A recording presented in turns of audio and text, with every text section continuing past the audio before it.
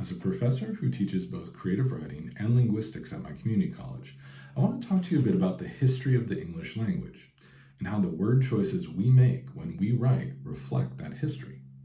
English is, of course, originally the language of England, but it is not the original language of the people of that place. Before that, the Celts who called it home spoke Gaelic languages such as Irish or Scottish, and Brythonic languages such as Cornish or Welsh. The Celts in what we now call England were conquered by the Romans in the 1st century of the Common Era, or CE. However, the Celtic languages were not greatly influenced by the Latin language during the approximately 400 years of Roman rule. It was after the Romans left, in the 5th century CE, that the first great change in the language of what we now know as England took place.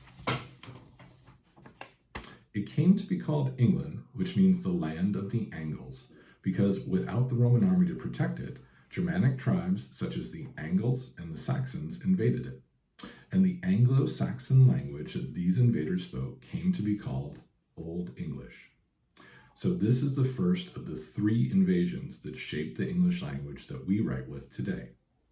The second invasion that shaped the English language came in the 8th century CE, when Vikings from Denmark took control of the northern part of the island we now know as Great Britain. The descendants of the Angles and the Saxons continued to control the southern part. The Danes spoke a language called Old Norse, and many words from it were incorporated into Old English. The third invasion that shaped the English language came in the 11th century CE, when the Normans, Vikings who had settled in Normandy, in France, and adopted the French language, conquered the entire island. These invaders forced the English people to speak the French language. The changes this created were so significant that historical linguists refer to the language spoken after the Norman invasion as Middle English instead of Old English. If we think of old words in Old English as Anglo-Saxon, we can think of new words in Middle English as Anglo-French. After the Norman invasion, aristocrats, the more privileged people who ruled, tended to choose newer Anglo-French words, and commoners, the less privileged people who were ruled, tended to choose older Anglo-Saxon words. So even when the words had the same denotation, English words of French origin and English words of Anglo-Saxon origin had different connotations. Simply put, words that had the same meaning came to evoke different feelings and associations in their readers. This remains true today, almost 1,000 years later.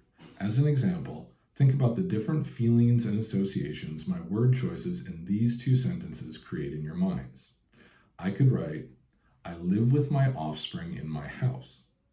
Or I could write, I reside with my progeny in my mansion. The words in those 2 sentences have essentially the same denotations. However, they have different connotations. The words live, offspring, and house in the first sentence are Anglo-Saxon. As such, they evoke associations with the lifestyle of less privileged, common people. The words reside, progeny, and mansion in the second sentence are Anglo-French. As such, they evoke associations with the lifestyle of more privileged, aristocratic people. With that in mind, your challenge for this week is to write 2 sentences similar to my examples. That is, they should have the same denotations, but they should have different connotations.